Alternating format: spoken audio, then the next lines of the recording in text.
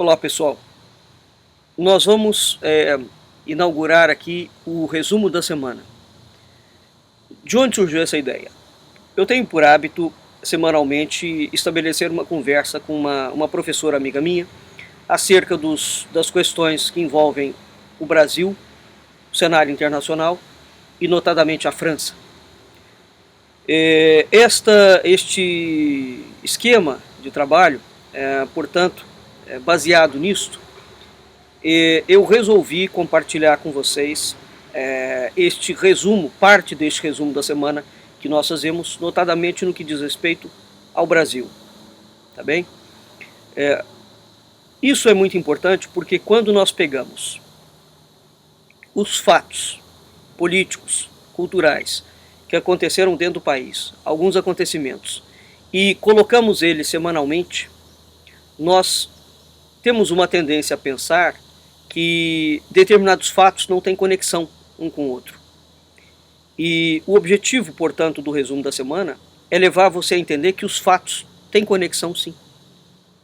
O que ocorre é que futuramente a história nos apresentará esses fatos como coisas completamente dispersas, não é?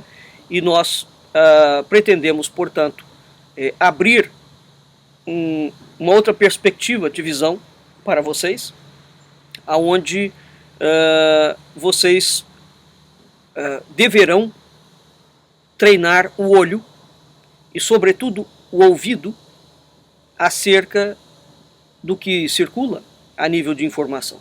Pois muito bem, eu vou pegar aqui alguns fatos e vou lê-los, evidentemente que eu não consigo, eu vou gravando eles, né? Eu não consigo decorar. Então vamos ver aqui alguns fatos. Andréia Cruz, que é uma aluna nossa, postou a seguinte frase emitida pela ministra Carmen Lúcia.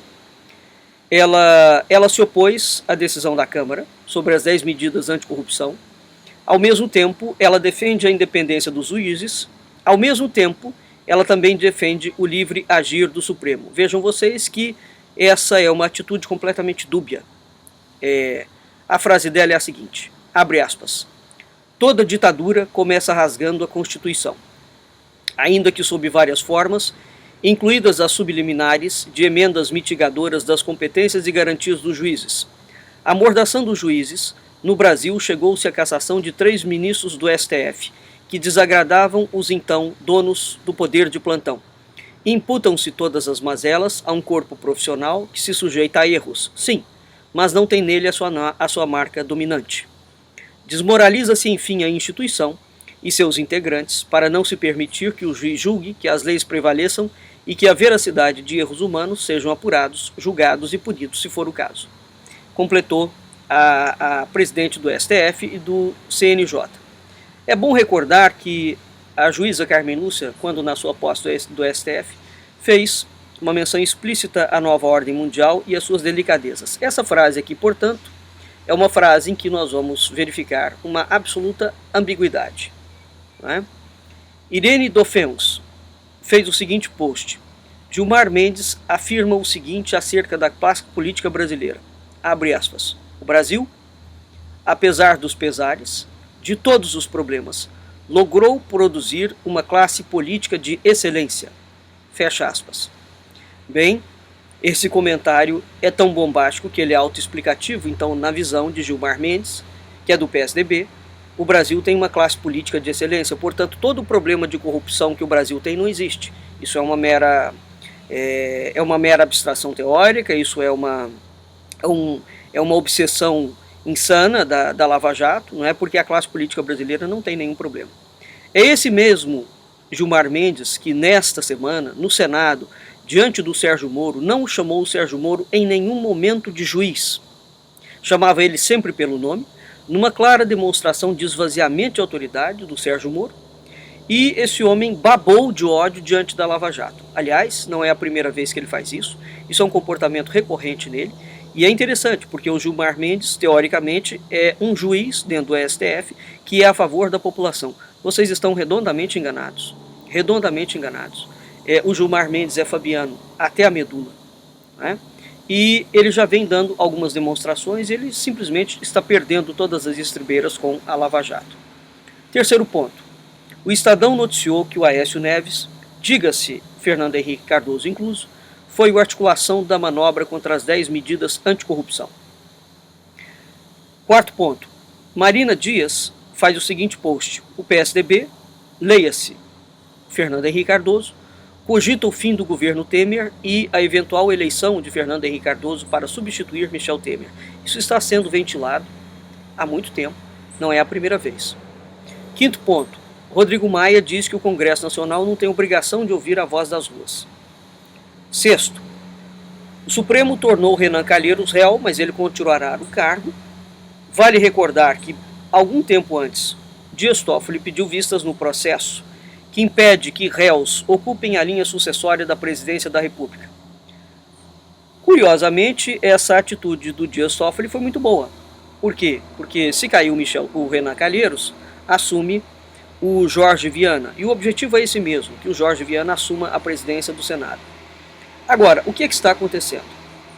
Nesse caso, o Dias Toffoli não fez um favor ao Renan Calheiros ao contrário do que todo mundo está pensando. O Dias Toffoli, na verdade, está fazendo um grande serviço ao Brasil, porque ele está preparando, está aguardando o momento mais oportuno para defenestrar o Renan Calheiros, como, por exemplo, quando o Fernando Henrique Cardoso assumir a presidência da República, e quando ele assumir a presidência da República, ele vai implantar o parlamentarismo da PEC do Aloysio Nunes, regado com o voto em lista fechada defendida pelo Ronaldo Caiado. Isso é o cenário que está em curso e está desenhado. Sétimo ponto. É a segunda vez que, no mesmo dia, esta semana, enquanto o STF julga uma matéria importantíssima, o Congresso Nacional também vota projetos polêmicos, como, por exemplo, essa semana, no mesmo dia, enquanto acontecia o julgamento do Renan no Senado, né, no STF, o Senado julgava, esse é o termo correto, desmoralizava o Sérgio Moro e a Lava Jato. Então esta dobradinha curiosa entre STF, né, e Congresso Nacional, a semana passada foi a mesma coisa. Foi o STF e foi a Câmara. Então essa dobradinha, onde teve aquela quebradeira toda, é no mínimo curiosa.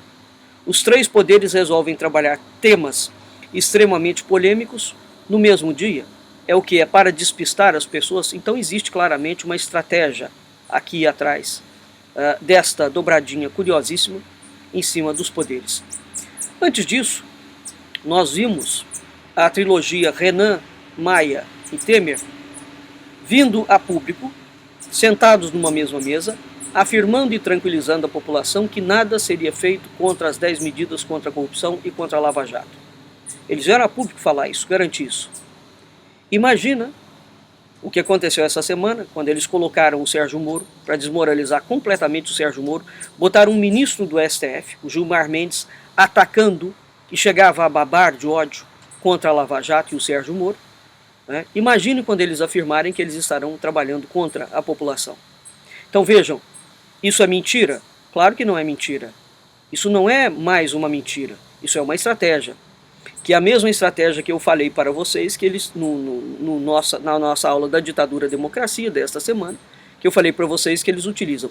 Todas as vezes que o governo vem e afirma uma coisa positiva para a população, ele quer acalmar a população e, na verdade, ele está mentindo.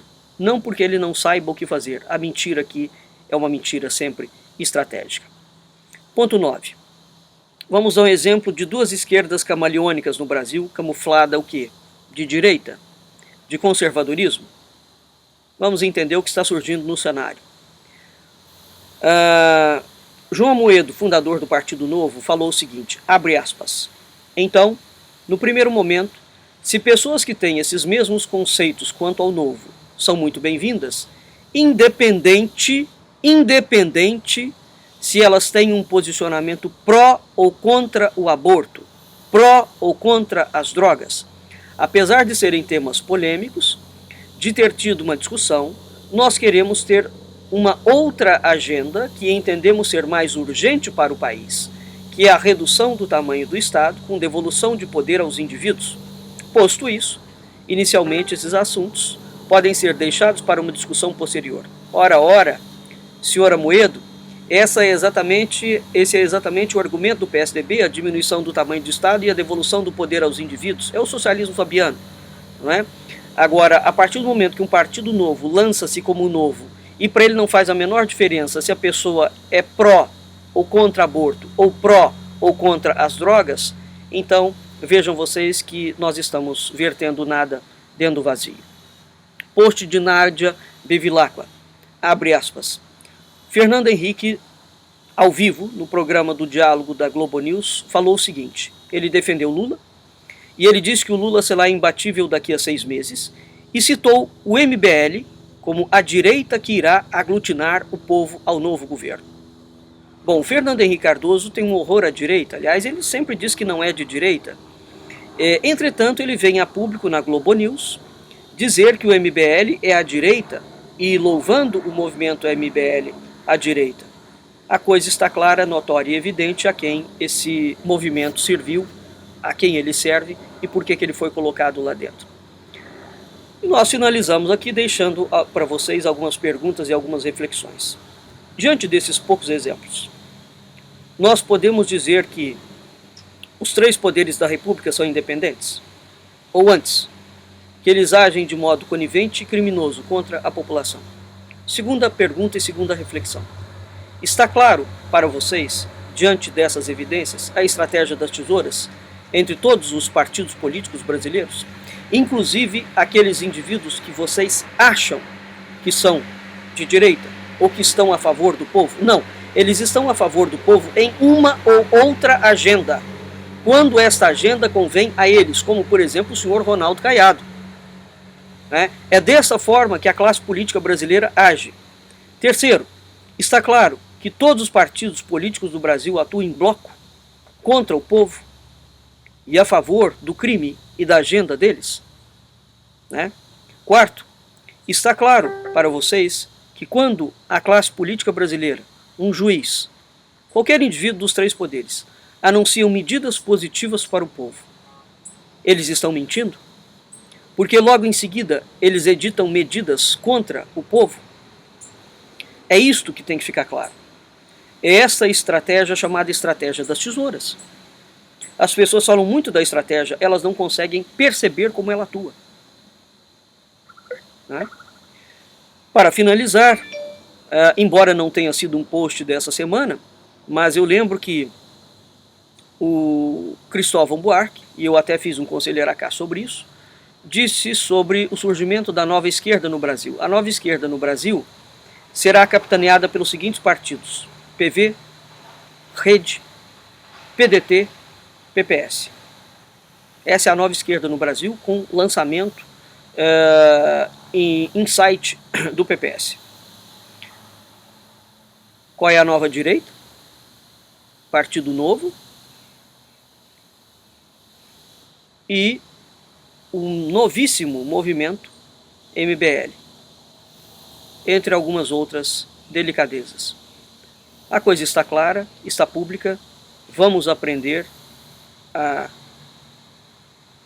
analisar o que está por trás do resumo da semana. Até a próxima. Um abraço.